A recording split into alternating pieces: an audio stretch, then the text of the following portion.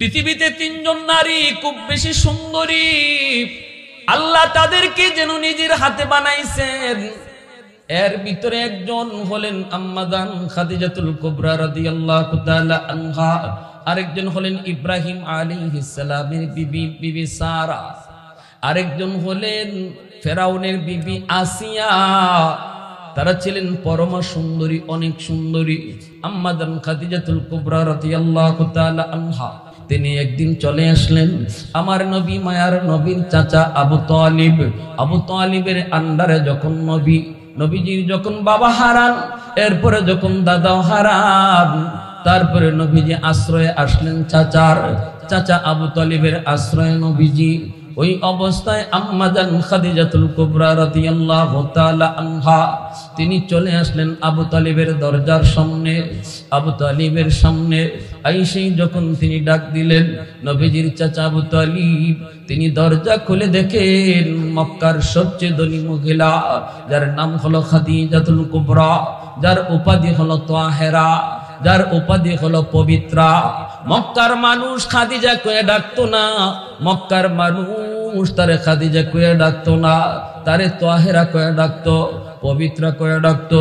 অনেক সুন্দরী, সুন্দরের কারণে তার সতীত্ব নষ্ট হয়ে যায়। অনেক সুন্দরী, সুন্দরের কারণে সে পবিত্র থাকতে পারে না। কিন্তু আম্মা জান খাদিজাতুল কুবরা রাদিয়াল্লাহু তাআলা আনহা মক্কার মানুষেরা জানতো ইনি পুত পবিত্র। এমন তিনি ধনের মালিক, এমন তিনি সুন্দরের মালিক। নবীর চাচা আবু তালিব ডাক দিয়া বলতেছে, মক্কার এত বড় ধনী মহিলা আমার দরজার সামনে, কারণ কি, কেন, কি জন্য আমাকে তুমি খবর দিলা না কেন? আমি তোমার দরবারে হাজির হয়ে যেতাম। এইবার আম্মা জান বলতেছেন, আমি আপনার কাছে ভিক্ষা চাইতে এসেছি। নবীজির চাচা আবু তালিব বলতেছেন, কোন কি আপনি সবাইকে ভিক্ষা দেন, আপনি তো মক্কার মানুষকে সাহায্য করেন। মক্কায় এমন কোন অভাবে মানুষ নাই যেই মানুষ আপনার কাছ থেকে সাহায্য নাই। আপনারে আমি কি ভিক্ষা দিব? আপনি আমার কাছে ভিক্ষা চান, আমার দেওয়ার মতো আপনাকে কিছুই তো নাই। তখনই আম্মা জান বলতেছেন, না গো চাচা, আপনার কাছে দেওয়ার মতো জিনিস আছে, যে জিনিসটা আছে এটাই আমি ভিক্ষা চাই। নবীজির চাচা আবু তালিব এইবার বলেন, কি ভিক্ষা চান? এমন কোন জিনিস আমার কাছে আছে যেটা আমি আপনাকে দিতে পারবো? সাথে সাথে আম্মা জান বলেন, আমি আপনাকে আপনার ভাতিজা ভিক্ষা চাই, আপনার ভাতিজা মুহাম্মদকে আমি ভিক্ষা চাই। আপনি কি আমাকে আপনার ভাতিজার পুত্রবধূ বানাইয়া আপনার বাড়ির উঠানটা ঝাড়ু দেওয়ার সুযোগ দিবেননি? আপনি কি আপনার উঠানটা ঝাড়ু দেওয়ার সুযোগ আমাকে দিবেননি? এই কথা বলতেই নবীজির চাচা আবু তালিব পেরেশান হয়ে গেলেন। কয় কি খাদিজা এটা কয় কি? যেই খাদিজার জন্য আরবের কত যুবক তারা পাগল বিয়ে করার জন্য, কত ধনীর সন্তানরাও তারা পাগল। প্রিন্সের মতো চেহারা, আবার শনি ধনী, অনেক সম্পদের মালিক, সুটাম দেহের বহু যুবক খাদিজার জন্য পাগল, বিয়ে করার জন্য কত যুবক রেডি। সেই খাদিজা আসছে আমার ভাতিজা মুহাম্মদকে ভিক্ষা চায়। আল্লাহু আকবার, জোরে কোন, আর একটু জোরে কোন না আল্লাহু আকবার। এ যুবক, এইবার তোমার আমার মনে প্রশ্ন, কেন আম্মা জান আমার নবীর প্রতি এত আশিক? কেন হলেন, কি জন্য হলেন, কেন এত পাগল?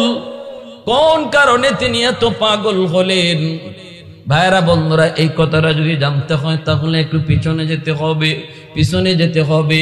সবার মনোযোগ আছে কিনা হাত উঠায় দেখান। কারা কারা শুনতে রাজি আছেন হাত উঠান। আল্লাহু আকবার, আর একটু জোরে বলি আল্লাহু আকবার, আরো জোরে বলি আল্লাহু আকবার। নবীজি মায়ার নবী, দয়ার নবী, রহমতের নবী, আমার আপনার নবী তিনি। এইবার নবীজি নবুয়ত পাওয়ার আগে নবীজি তিনি তো একা একা থাকতেন, ধ্যানে তিনি মগ্ন থাকতেন। কি যেন নবীজি তিনি ভাবতেন, কি ভাবতেন তিনি তো এই ভাবতেন, মালিক কই তুমি, তুমি আমাকে ধরা দাও না কেন? ও মালিক তুমি কই, তুমি ধরা দাও না কেন? আমি তোমাকে পাই না কেন? হেরা গুহায় নবীজি ধ্যানে থাকতেন, একা একা বসা থাকলেও নবীজি আনমনা হয়ে বসা থাকতেন। কি যেন নবীজি ভাবতেন, কি যেন ভাবতেন। নবী বুঝতেন মূর্তি কোনোদিন খালিক নয়, মালিক নয়। আমি তো দেখতেছি আমার চতুর্পাশে মূর্তির পূজা, আমি তো দেখতেছি চতুর্পাশে এরকম শিরিক। না না, খালিক আর মালিক কোনোদিন বটগাছ হতে পারে না, খালিক আর মালিক কোনোদিন মূর্তি হতে পারে না, খালিক আর মালিক কোনোদিন কোনো মাখলুক হতে পারে না। আওয়াজ দিয়া বলো ঠিক কিনা? না না না, এই ধ্যানের ভিতরে, এই মগ্নতার ভিতরে তার সময় কেটে যেত। আর নবীজি তিনি মনে মনে খুঁজতেন কোনো একটা চাকুরি, কোনো একটা কাম কাজ তিনি খুঁজতেন। কাজের ভিতরে নবীজি লাগতে চান। চাচাকে ডাক দিয়ে বলেন, চাচা, ও চাচা, আমি বেকারত্ব পছন্দ করি না, বেকার থাকা আমি পছন্দ করি না গো চাচা, কোন একটা কাজে আমাকে লাগায় দেন, আমি কাজে থাকতে চাই, কোন একটা কর্ম করতে চাই। চাচাই বলতেছে, বাতিজা, আব্বা তোমাকে আমার হাতে আমানত দিয়ে গেছে, বাতিজা তুমি এতিম, মা নাই বাবা নাই, বাবা আমার রক্ত দিয়া হলো আমি তোমাকে পালবো, কোনো কাম কাজ তোমার করা লাগবে না। কিন্তু নবী কই, না গো চাচা, বেকারত্ব ভালো জিনিস না, বেকার থাকা ভালো অভ্যাস না।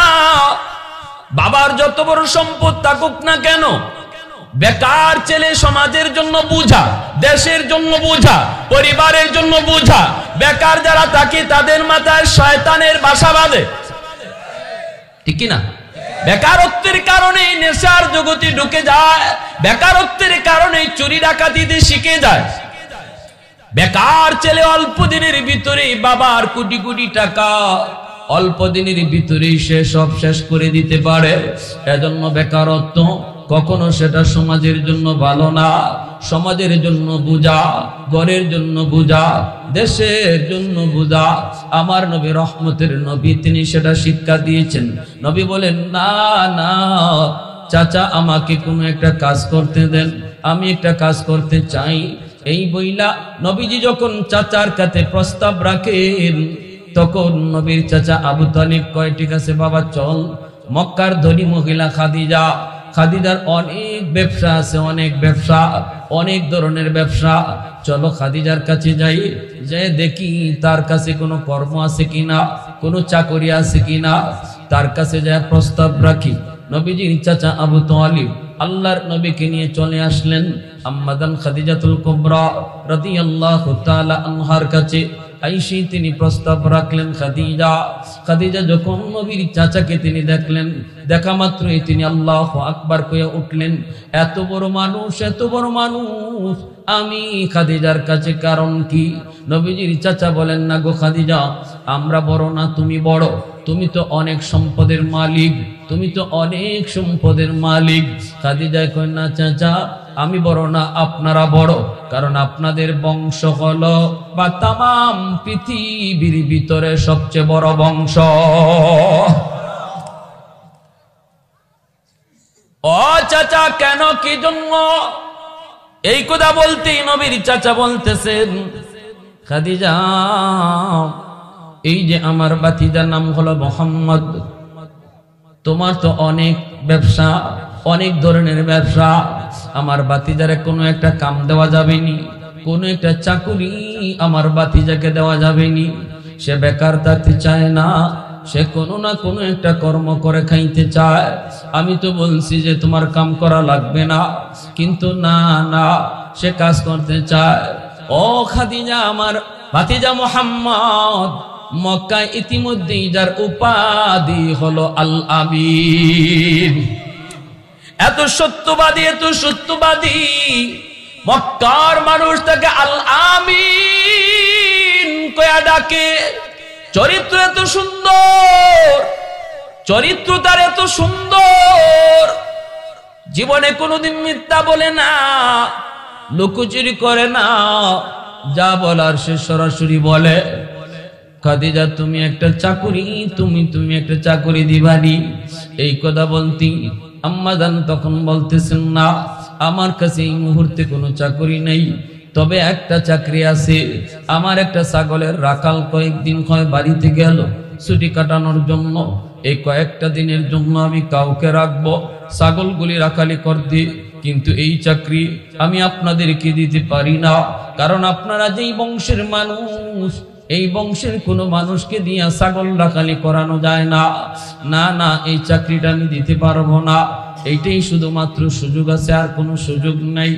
এই বইনা যখন ফিরে দিলেন, নবীজির চাচা যখন নবীকে নিয়ে ফিরে আসতেছেন, রাস্তার মধ্যে আবার নবী মায়ার নবী কই, চাচা চাচা আমি কোনো চাকরিকে ছোট মনে করি না, চাচা গো এই ছাগল রাখালের চাকরিটা আমার বড় পছন্দ হয়েছে। কর্ম কোনোদিন ছোট মনে করবা না যুবক, তুমি যে কাজ করো এই কাজটারে কোনোদিন ছোট মনে করবা না, যদি সেটা হালাল হয়, ঠিক না? আর যদি হারাম হয় কোটি কোটি টাকা, সেটাও তোমার কাছে কোনো দাম নাই, ঠিক কিনা? এর কোনো মূল্য নাই। হালাল রুজি যদি তোমার অল্প হয়, তবুও সেটার অনেক দাম, অনেক দাম। একজন রিক্সাওয়ালা মানুষ দিন শেষে সে 200 টাকা 250 500 টাকা কামাই করে, সে আল্লাহর কাছে বড় দামি। কিন্তু একজন কোটিপতি মানুষ কলমের খোঁচায় কোটি কোটি টাকা বিদেশ পাচার করে, সে আল্লাহর কাছেও না কাম, মানুষের কাছেও সে খারাপ, ঠিক কি না? তোমার মতো কোটিপতির চেয়ে ওই রিক্সাওয়ালা 1000 গুণ ভালো, যে কলমের খোঁচায় কোটি টাকা বিদেশ পাচার করে না, জনগণের টাকা মাইরা খায় না। হয়তো রুজি তার কম, কামাই কম, কিন্তু কারো হক মারে না। আর তুমি চেয়ারে বসে কোটি টাকা কামাও, আরো 100 জনের হক মাইরা, ঠিক কিনা জুড়ে বলেন? এই পয়সার কোনো মূল্য নাই, এটা নাপাক, এটা নাপাক। আর হারাম টাকার ভিতরে কোনোদিন আরাম নাই। হালাল যদি কম হয়, আল্লাহ এর ভিতরে আরাম রেখে দিয়েছে, ঠিক কিনা ভাই? এজন্য কোনোদিন কোনো কাজকে ছোট মনে করবা না। আমার নবী বলতেছেন, চাচা যদিও ছাগল রাখালি, তবুও কাজটা আমার বড় পছন্দ হইছে, চাচা আমার এই কাজটাই আপনি লইয়া দেন। চাচা আবু তালিব আমার নবী মায়ের নবী কিনিয়া আম্মাজান খাদিজাতুল কুবরা রাদিয়াল্লাহু তাআলা আনহার কাছে আবার চলে আসলেন। আয়েশা বলতেছেন, খাদিজা আমার ভাতিজা মুহাম্মদ তোমার এই চাকরিটা করবে, এই কামটা করবে। আম্মাজান কয়, এটা কেমনে দিমু, এটা তো হয় না। বলে না, আমার ভাতিজায় কি কয় শোনো। তখনই নবীজিও বলতেছেন, না কোনো কাজকে কোনোদিন ভালো মানুষ সৎ মানুষ আদর্শ মানুষ কোন কর্মকে কোনোদিন ছোট করে দেখে না। কর্মকে ছোট করে দেখাও ঠিক না।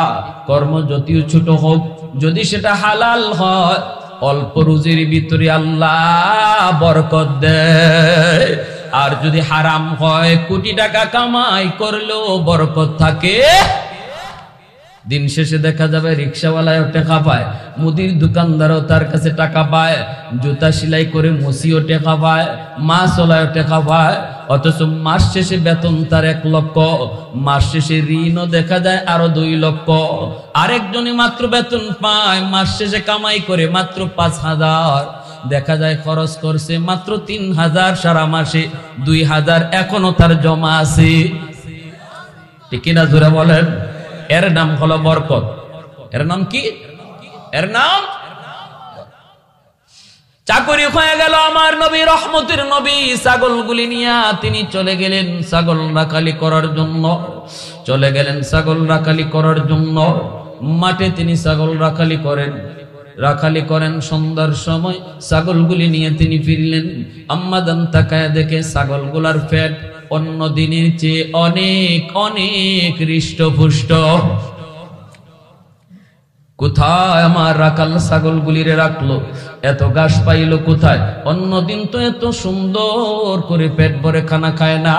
কই রাখে, কোথায় রাখে। 2 দিন 3 দিন দেখতে দেখতে ছাগলগুলি অনেক সুন্দর হয়ে গেল, চেহারাটাও অনেক সুন্দর, বডিটাও না দুষ। একদিন আম্মাজান কয়, আমি একটু দেখবো গো আমার রাখাল কোথায় ছাগলগুলি রাখালি করে, আমি নিজে একটু দেখব।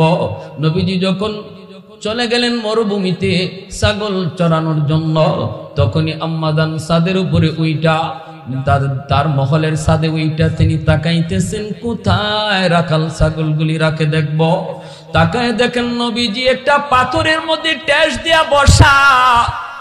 আরবের মরুভূমি, উপরে কত রোদ, কত সূর্যের তাপ। আম্মাজান ছাদের উপর থেকে দেখেন ছাগলগুলি উনার পাশেই ঘাস খায়, ছাগলগুলি ঘাস খায়। আর আমার রহমতের নবী যেই পাথরের মধ্যে হেলান দিয়া বসা আছেন, নবীজির মাথার উপরে একটা মেঘমালা আমার নবীকে ছায়া দিতেছি। একটু জোরে আওয়াজ দিয়া কন্যা সুবহানাল্লাহ। আম্মাজান দেখতেছেন নবীর মাথার উপরে মেঘমালা, এইভাবে মায়ার নবীকে ছায়া দিয়া রাখতেছে।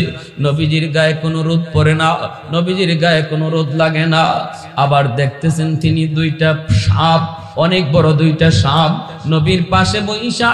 এই দিক থেকে একটা সাপ নিজের ফনাটা নাড়ায় নারায় নারায় নবীকে বাতাস দেয়, আর ওই দিকের সাপেও ফনা নারায় নারাইয়া আমার নবীকে বাতাস দেয়। একটু জোরে আওয়াজ দিয়া সুবহানাল্লাহ। উলফত মে তেরি ওয়াইসিনে দান দান কো তোরা, বু বকর উমর নকশ কদম তেরা ন ছোরা। उल्फत में तेरी वैसी ने दंदान को तोड़ा, बो बकर उमर नक्श कदम तेरा न छोड़ा। आयो शाक नबी वाके असरार मदीना, सुल्तान का सुल्तान है सुल्तान मदीना।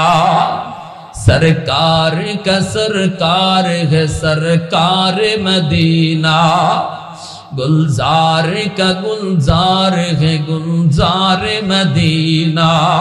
मोहब्बतेर साथे बोलेन अल्लाहु আকবার। ভাইরা বন্ধুরা, আম্মাজান ছাদের উপর থেকে এই দৃশ্যগুলা তিনি দেখলেন, আর তিনি তাকায় দেখতেছেন। হায়রে, কুয়ার কাছে নিয়ে গেল ছাগলগুলাকে পানি পান করানোর জন্য। আম্মাজান তাকায় দেখেন কুয়ার নিচে হলো পানি। এই পানি নবীজি বালতি ফালায় তিনি পানি তুলতে হয় নাই। নবীজি যেই মাত্র কুয়ার কাছে গেলেন, সাথে সাথে কুয়ার নিচের পানি অটোমেটিক উপরে উঠে গেল। আর আমার নবী রহমতের নবী ছাগলগুলিরে ডাক দেন। নবীজি ইশারা করেন, ছাগলগুলি চলে আসে। ছাগলগুলি আইসা কুয়া থেকে পানি পান করে। এরপরে একটু দূরে যাইয়া ছাগলগুলি বসে যায়। আম্মাজান তাকায় তাকায় দেখেন আর বলেন, আমি কারে ম্যানেজার বানাইলাম, আমি কারে ম্যানেজার বানাইলাম। সাধারণ কোন মানুষ তো আমার ম্যানেজার নয়, যারে আকাশের মেঘমালা ছায়া দেয়, সাপে যারে বাতাস দেয়, আর যার জন্য কুয়ার পানি নিচ থেকে উপরে উঠে যায়, আর যার কথা ছাগল শুনে। ছাগল তো কত পিয়ারা জাতি, ছাগলকে এই দিকে ডাকলে ওই দিকে যায়, সামনে ডাকলে পিছনে যায়, পিছনে নিতে চাইলে ছাগল সামনে আয়। ছাগল কোনোদিন মানুষের কথা মতো চলে না, অথচ আমি কারে ম্যানেজার বানাইলাম। আদবের সাথে ছাগলগুলি তার কাছে বসা, আমি তারে হয়তো চিনি না, কিন্তু ছাগল চিনে ফেলেছে, সাপ তারে চিনে ফেলেছে, তারে চিনে ফেলেছে কুল মাখলুক। আল্লাহু আকবার, জোরে বলেন। আমি হয়তো তারে চিনি নাই, চিনতে পারি নাই, কিন্তু মাখলুক তারে চিনে ফেলেছে। এই দৃশ্য দেখার পরই আম্মাজান তিনি ছাদ থেকে নেমে আসলেন। আসার পরেই তো এইবার নবীজির প্রতি তার ধারণা, আল্লাহর নবীর প্রতি তার ভালোবাসা, নবীজির প্রতি তার চিন্তা চেতনা দিন দিন শুধু গাঢ় হতে লাগলো। আম্মাজানের ঠিক মতো ঘুম হয় না, শুধুই একটাই চিন্তা, কে সেই রাখাল, কে সেই রাখাল। এই রাখালকে কেমন করে এই মেঘমালা চিনে, সাপে চিনে, কেমন করে পানি চিনে। কে সেই রাখাল? আমি বুঝি তারে চিনি না। দিন যায় রাত যায়, ঠিক মতো ঘুম নাই, ঠিক মতো খানা নাই, ঠিক মতো গোসল নাই। বান্ধবীর নাম হলো নাফিসা। নাফিসাকে তিনি ডাক দিয়া বলেন, বান্ধবী একটু ক না আমার রাখাল তোর কাছে কেমন লাগে? বান্ধবী রাখাল, বান্ধবী কয়, নাফিসায় কয়, মগবা সখী ব্যাপার কি, ব্যাপার কি, কেন, কি জন্য? কই ক না বান্ধবী, ক না আমার রাখালকে তোর কাছে কেমন লাগে? তখন বান্ধবী কয়, গো বান্ধবী, তার হাসির চেয়ে পৃথিবীতে সুন্দর হাসি আমার নজরে পড়ে না। তার চোখের চেয়ে সুন্দর চোখ আমি দুনিয়ায় দেখি না। তার এত সুন্দর চেহারা, এত সুন্দর চাহনি, তার এত সুন্দর কথামালা, এর চেয়ে সুন্দর আর মনে হয় আল্লাহর জমিনে আর দ্বিতীয় আরেকজন নাই। এইভাবে যখন একে কি প্রশংসা শুনতে শুনতে তিনি ভিতরে ভিতরে আমার নবী, দয়ার নবীর প্রতি তিনি আস্তে আস্তে মহব্বত অন্তরে জমে যায়, একদম দেওয়ানা পাগল পারা হয়ে যায়। তিনি একদিন নবীকে ডাক দিয়ে বলতেছেন, ম্যানেজার, ও ম্যানেজার, আজ থেকে শুধু তুমি আমার ছাগলের রাখাল নও, আজ থেকে আমি তোমাকে আমার গোটা ব্যবসার ম্যানেজার বানায় দিলাম। ম্যানেজার দাঁড়ায় গেছে। ম্যানেজারে কয়, না আমি এটা মানি না। ম্যানেজারে কই, মানি না। আম্মাজান কই, যদি না মানো তুমি তোমার রাস্তা দেখো, না মানলে নাই রাস্তা দেখো। ম্যানেজার চাকরি ছেড়ে চলে গেল। আর এইদিকে আল্লাহর নবী, রহমতের নবী বলতেছেন, না আপনি আমার ম্যানেজার বানায়েন না, আমি মাত্র কাজের ভিতরে ঢুকছি, এখনো আমি আপনার গোটা ব্যবসা বাণিজ্য ভালো করে বুঝি নাই, ভালো করে জানি নাই, আমার আপনি এখন ম্যানেজারই বানায়েন না, মনে হয় আমি পারবো না। আম্মাজান কয়, পারবা কি পারবা না কেউ না জানলো আমি বুঝে গেছি। কেউ না বুঝলো আমি বুঝে গেছি। আমার ম্যানেজার বুঝে না, আমি বুঝে গেছি। ম্যানেজারকে বিদায় দিতে রাজি, কিন্তু নবীর ছাড়তে রাজি না। আর নবীকে বলতেছেন, যান, 90 দিনের জন্য আমি আপনাকে শামে ব্যবসার জন্য পাঠাই দিলাম, আপনি শাম দেশে চলে যান, এই দিকটা আমি সামাল দিব। আল্লাহর নবীকে ব্যবসার জন্য তিনি পাঠিয়ে দিলেন শামে, বা সঙ্গে সাথে পাঠিয়ে দিলেন একজন গোলাম। গোলামকে বলে দিলেন, তুই শুধু দেখবি, তুই শুধু দেখবি কি ঘটে কি হয়, তুই শুধু দেখবি। নবীর সাথে গোলাম চললো। 90 দিনের জন্য শামে যাচ্ছেন আমার আপনার নবী সরওয়ারে দো জাহান, তিনি শামে যাচ্ছেন। নবী চলে যাচ্ছেন, আম্মাজান চাওয়ার দিকে তাকায় রইছেন। নবী যতক্ষণ দেখা যায় আম্মাজান ততক্ষণ নবীর দিকেই তাকানো। নবীজি শাম চলে গেলেন, ব্যবসা করলেন, অনেক লাভ হলো। যাওয়ার পথে আমার নবী কেমনে গেলেন, কিভাবে গেলেন, সবকিছু গোলামে দেখছে। গোলামে কয়, আমি যখন যেই মাত্র পাহাড়ি এলাকা পাড়ি দেই, তখনই আমি দেখি পাহাড়ের কণাগুলি রহমতের নবীকে সালাম জানায়। আসসালাতু ওয়াসসালামু আলাইকা ইয়া রাসূলুল্লাহ। পাথরের কোণা থেকে সালামের আওয়াজ, গাছের পাতা থেকে সালামের আওয়াজ, সর্ব জায়গা থেকে সালামের আওয়াজ পাই। এইভাবে আমার নবীকে নিয়ে তিনি চলে গেলেন শামে। নবীজি ব্যবসা করলেন। 90 দিনে ব্যবসা করে নবীজি যখন আবার মক্কার দিকে ফিরবেন, এই দিকে আমার আম্মাজানের তিনার তো আর ঠিক মতো ঘুম নাই, ঠিক মতো খানা নাই। অন্তরের ভিতরে মহব্বত জমায়া দিছে কে? একটু আওয়াজ দেয়া বলেন না কে? আর একটু জোরে বলেন কি? দিলের ভিতরে মহব্বত জন্মে গেল। এইদিকে ম্যানেজার তো গেছে। ম্যানেজারের বিবি কই, কি ব্যাপার, তুমি চাকরিতে যাও না কেন? 2 দিন যাবত খালি ঘুমাও। কয়, আমি চাকরি করব না। কেন করবা না? কয়, একটা নতুন রাখাল আইছে, মাত্র কয়েকদিন রাখালি করছে, তারে ম্যানেজার বানিয়ে দিছে, আমার তার আন্ডারে আমাকে চাকরি করতে কয়, এটা আমি কেমনে মানি? এজন্য চাকরি ছেড়ে দিছি। বিবি সাহেব কয়, তাহলে ঘর চলবে কেমনে? বিবি বাচ্চা কেমনে পালবা? চাকরি যদি না করো পালবা তুমি কেমনে? তাড়াতাড়ি চাকরি যাও। বিবির কথা আবার আইসাম মাদানের কাছে হাত জোর করে মাপ চায়।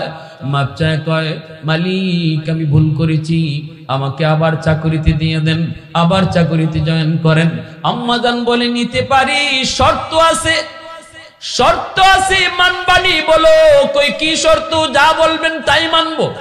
আম্মাজান বলেন কাগজে কলমে লিখে দাও, জীবনে কোনোদিন আমার ম্যানেজারের বিরোধিতা করবা না, জীবনে কোনোদিন আমার ম্যানেজারের বিরোধিতা করবা না। এই মর্মে যদি তুমি স্বাক্ষর দিতে পারো তাহলে তোমাকে আবারও আমি চাকরিতে নিব। ভাইরা বন্ধুরা, এই মর্মে সে স্বাক্ষর দিয়ে আবার চাকরিতে জয়েন করলো। এই দিকে 90 দিন হয়ে গেল, নবীজি ফিরে আসবেন। আম্মাজান আবারও তিনি মহলের ছাদে উঠা, বান্ধবী নাফিসাকে নিয়ে তিনি ছাদে উঠা ওই শামের দিকে তাকায়া তাকায়া রহমতের নবীর তিনি অপেক্ষা করেন। সবাই তো শামের দিকে তাকানো, বাদীরাও তারা মহল থেকে শামের দিকে তাকানো, বান্ধবী নাফিসাও শামের দিকে তাকানো, কেউ কিছু দেখলো না। হঠাৎ করে আম্মাজান বলেন আমার ম্যানেজার চলে এসেছি। বান্ধবী কয়, অগো বান্ধবী সখী, তুই কেমনে দেখলি? আমরা তো কিছুই দেখলাম না, কেমনে দেখলি, কিভাবে বুঝলি? তখনই তিনি বলেন তোমরা একটু স্বামীর দিকে তাকাও, তাকায় দেখো আকাশের মেঘ এইভাবে কারে যেন ছায়া দিয়া দিয়া আইতেছে। একটা মেঘের টুকরা কারে যেন ছায়া দিয়া দিয়া আইতেছে। এই মেঘের টুকরাটাই আমি মরুভূমিতে ম্যানেজারের মাথার উপরে দেখেছি। আমি এই মেঘের টুকরাটাই দেখেছি।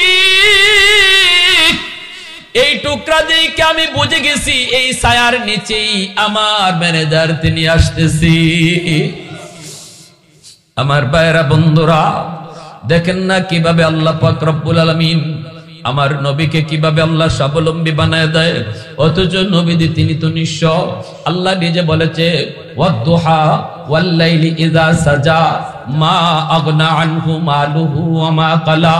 আল্লাহ পাক রব্বুল আলামিন সূরা দুহার ভিতরে আল্লাহ পবিত্র কোরআনের সূরাতুদ দুহায় বলেছে, বন্ধু তুমি নিঃস্ব ছিলা, গরীব ছিলা, আমি আল্লাহ তোমাকে ধনী বানায় দিছি। কেমনে আল্লাহ ধনী বানাইছে, কিভাবে বানাইছে? হঠাৎ করে সবাই তাকায় দেখে সত্যিই তো দেখা যায় কাফেলা, রাসূল যে গেছিলেন কাফেলা লইয়া ব্যবসার উদ্দেশ্যে, ওই গোলামকে সাথে নিয়ে হঠাৎ করে সবার নজরে পড়ে গেছে। আর দেখতেছে সবাই নবীজির মাথার উপরে একটা মেঘের টুকরা সারাটা রাস্তা এভাবে ছায়া দিয়া দিয়া সামনের দিকে নিয়ে আসতেছে।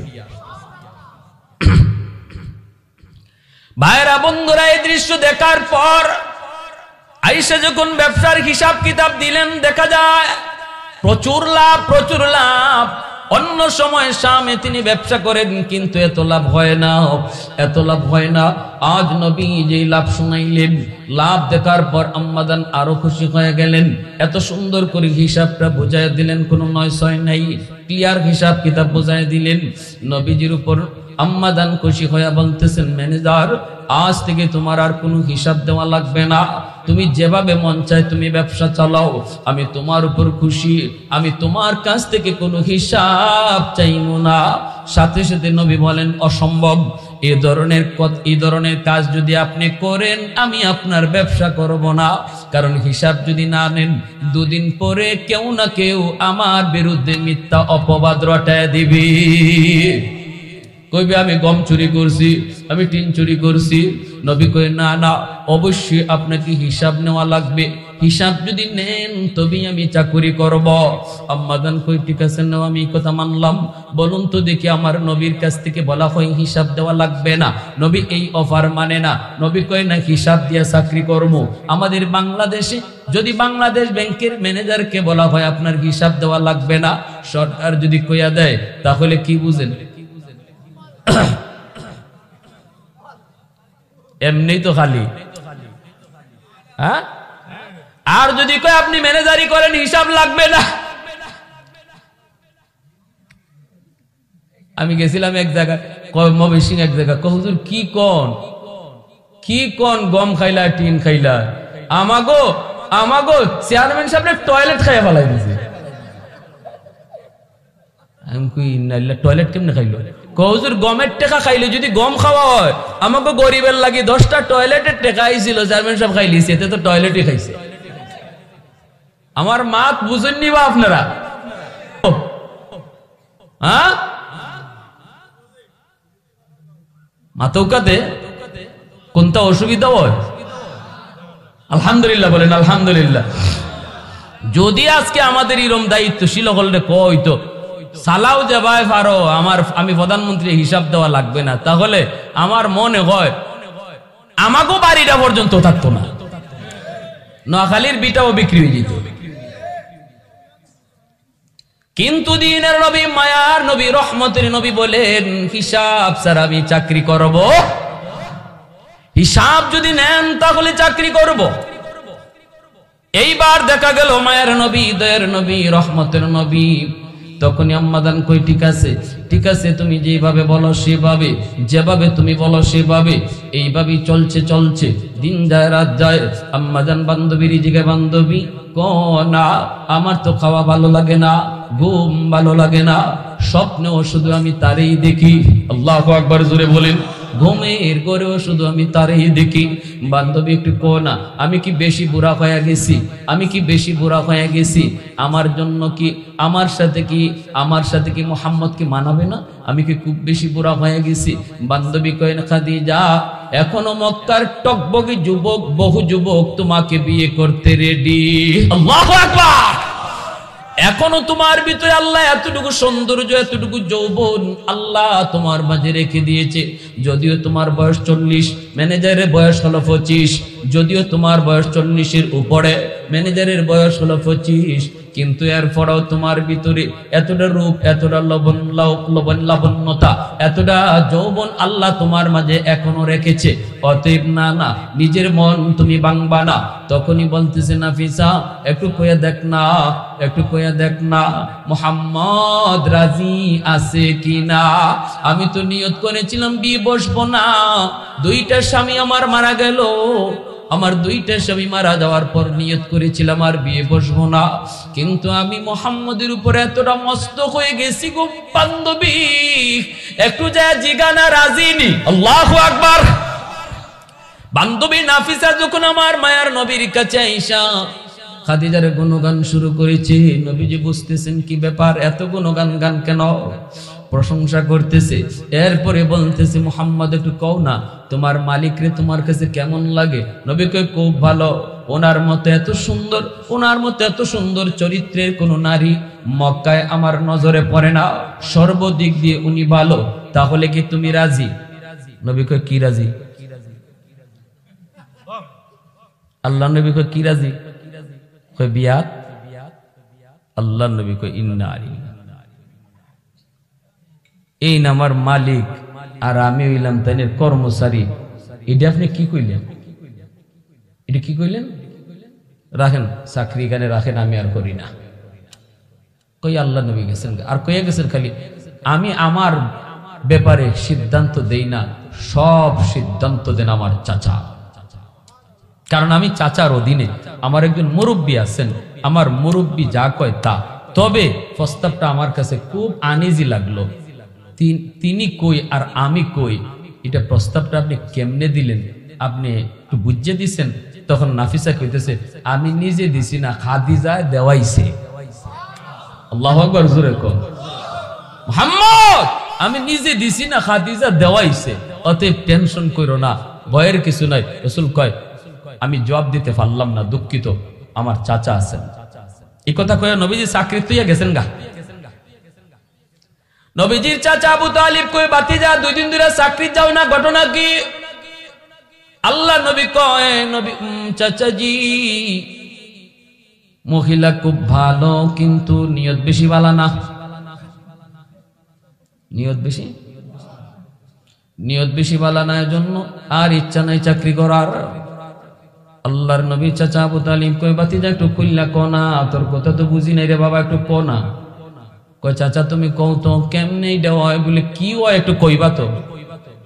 কয় খাদিজা আমারে বিয়া করতে চায়।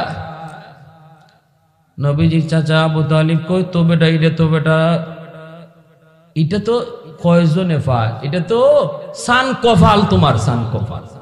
নবী কই ওই তো চাচা আপনি এটা কইলেন, এটা সান কফালের কি হইল? সান কফালের কি হইল এটা? হ্যাঁ, উনি কত মক্কার এত উঁচা মহিলা, আর আমি ওনার আন্ডারে চাকরি করছি, মানুষে কি কইব? আরে বেটা রাখো, খাদিজারে বিয়া করার জন্য মক্কার কত যুবক রেডি, কিন্তু তুমি এটা কি কও? না চাচা, চাচা আপনি এই লাইনে আগায়ের না, চাচা আমি চাকরি করতাম না, আমি আইসি। আল্লাহ রসুল সাল্লাল্লাহু আলাইহি ওয়াসাল্লাম এবার বইয়ে রয়েছেন নবী আর চাকরি যান না। তখন নবীজির তালাশে খাম্মাদান খাদিজাতুল কুবরা রাদিয়াল্লাহু তাআলা আনহা দুদিন যাবত ম্যানেজার যায় না চাকরি, যে ম্যানেজারে দেখা ওনার মনে শান্তি আসতো। উনি তো ভিতরে ভিতরে নবীর প্রেমে মস্ত হয়ে গেছেন, নবীকে দেখেন না, ওই পাগল হইয়া আল্লাহর নবীর কে ভিক্ষা চাওয়ার জন্য নবীর চাচা আবু তালিবের দরজার সামনে হাজির হয়ে গেছে। এবার বুঝে আসছে শুরু করছিলাম কোন কথা থেকে। এইবার আবু তালিব কয় হায় রে, আমার ভাতিজার কথাই তো ঠিক, ভাতিজা তো আমার ঠিকই কইছে। তাহলে খাদিজা, ও খাদিজা, তাহলে এইবার তুমি আমার একটু সুযোগ দাও, আমার ভাতিজার সাথে আমি একটু পরামর্শ করি। ঠিক আছে যান।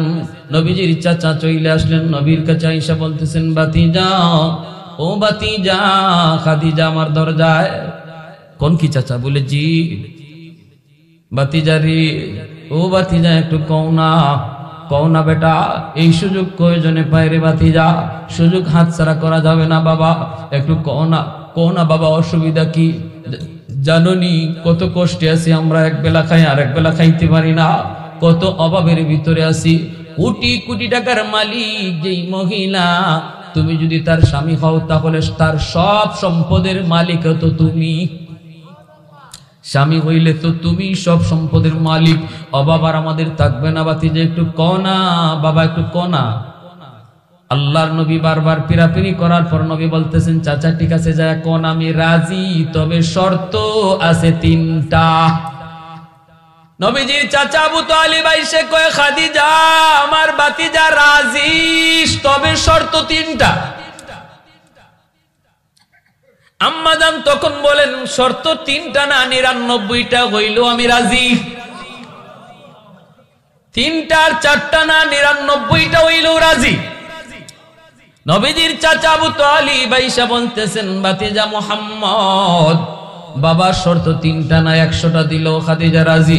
ভালো হইছে বাবা, তাহলে শর্তটা একটু গাড়ায় গাড়ায় করবি। প্রথম শর্তই করবি তোমার সব সম্পদ আমারে দিয়া দিতে হইব। প্রথম শর্তটাই করবে, সব যা আছে ব্যবসা বাণিজ্য সব আমারে দিয়ে দিতে।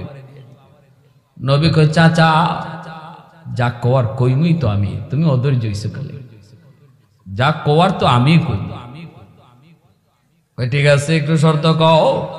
আম্মাজানকে পাশে আনা হলে পরে আল্লাহর নবী রহমতের নবী বলেন 1 নম্বর শর্ত, আপনার যত সম্পদ, সমস্ত সম্পদ কইতেই নবীর চাচা আবু তালিবের মনে খুশি, বাতে যায় কইলিব আমারে দিলাম। কিন্তু নবী কই তোমার সমস্ত সম্পদ আল্লাহর রাস্তায় দান করে দিতে হবে। মদিনার অভাবী গরিব মানুষের ভিতরে তোমার সবগুলি সম্পদ তুমি দান করে দিবা, এটা হলো আমার 1 নম্বর শর্ত। 1 নম্বর শর্ত।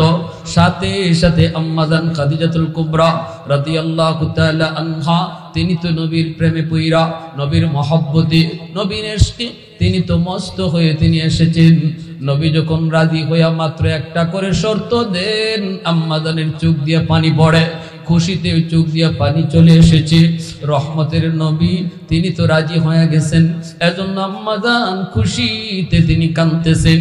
প্রথম শর্তটা শোনা মাত্রই তিনি বলেন আমি রাজি, আমি রাজি, আমি রাজি, আমি সম্পদ চাই না, তোমাকে চাই।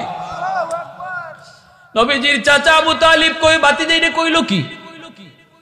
2 নম্বর শর্ত। 2 নম্বর শর্ত। নবীর চাচা আবু তালিব মনে মনে ভাবতেছেন তাহলে এইবার কইব কিছু আমারে দিও, এই কথাটা কইব 2 নম্বর। নবী বলতেছেন দ্বিতীয় শর্ত কওয়ার আগেই চাচা যায় কানে কানে কই ভাতিজা 1 নম্বরটা কইছো 2 নম্বরটা একটু বুঝে কইও। এইবার নবী কয় আপনার যতগুলি বাড়ি আছে, যতগুলি বাড়ি, সবগুলি বাড়ি মক্কার যেই মানুষগুলার বাড়ি নাই, ঘর নাই, তাদেরকে দিয়া দিবি। আল্লাহু আকবার। আমি বলছিলাম কি, আল্লাহ বলতেছেন বন্ধু পৃথিবীর সর্বোচ্চ মহান চরিত্র আমি আল্লাহ তোমাকে দিছি, নজির দেখেন কি চরিত্র আমার নবীর, কি আখলাক, কি চিন্তা চেতনা রসুলের, কি সুযোগ ছিল। আর নবী কইতেছে কি, ঠিক কিনা জুড়ে বলেন? সুযোগ ছিল কি? এমন সুযোগ আমাদের হাতে থাকলে উপায় আছে? হ্যাঁ, খালি যদি শ্বশুরে কয় বাবা তুমি কি চাইবা কও, তুমি যা চাইবা তোমার তাই দিব, তো এই অবস্থায় উপায় আছে? ও শ্বশুরের একবারে ব্যবসা বাণিজ্য, বাড়ি ঘর, গাড়ি বাড়ি যা আছে সব লয়ে যেতে রাজি আছি আমরা। কিন্তু আল্লাহ রাসূল 2 নম্বর শর্তটা করেন, আপনার যতগুলা বাড়ি আছে সবগুলা বাড়ি মক্কার যাদের বাড়ি নাই নিঃস্ব তাদেরকে দান করবা। আম্মা জান এই শর্তটা শোনার পরও চোখের পানি মুছেন আর বলেন আমি তো আগেই বলেছি মুহাম্মদ, আমি আমার বাড়ি চাই না, সম্পদ চাই না, আমি তোমাকে চাই। আমার যতগুলা বাড়ি আছে সবগুলি বাড়ি আমি মক্কার অভাবী নিঃস্ব মানুষের মধ্যে দান করব। নবীজির চাচা আবু তালিব তখনও কানের কাছে যায় কই ভাতিজা,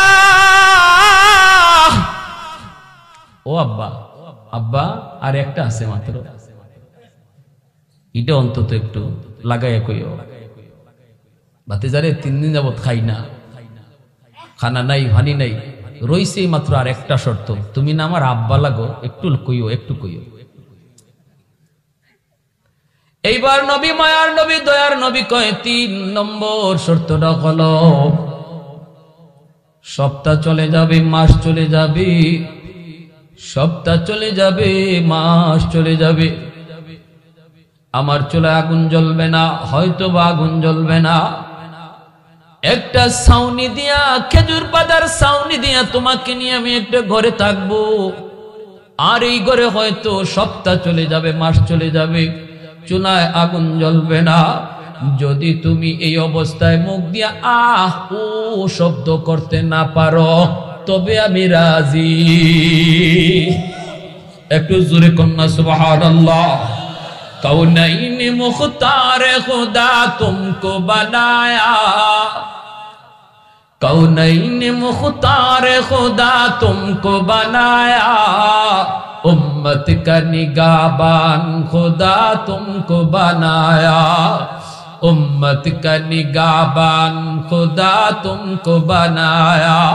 मौला मेरा आका मेरा रहमत की नबी है, तजदार मदीना की तुम्हारे अरबी है, तजदार मदीना की तुम्हारे अरबी है। একটু জোরে সরে বলেন আল্লাহু আকবার, আর একটু জোরে আল্লাহু আকবার। আপনাদের এই মাদ্রাসাতে আমার ওই নবীর আদর্শ শেখানো হয়, ঠিক কিনা জোরে বলেন? যেই নবীর আদর্শের কথাগুলো শোনাইলাম এই নবীর আদর্শে এই মাদ্রাসায় শেখানো হয়, কোন নেতা নেত্রী আদর্শ শেখানো হয় না। আজকে যে ছাত্র 2 জনের মাথায় পাগড়ি পরায় দেওয়া হলো, কিয়ামতের ময়দানে আল্লাহ পাক ডাক দিয়া বলবে কই হাফিজ সাহেবের আব্বা, কই হাফিজ সাহেবের মা? হাসরের মাঠে নবীর বাবা যায় কইব আল্লাহ আমি অমুক নবীর বাবা, অমুক নবীর মা।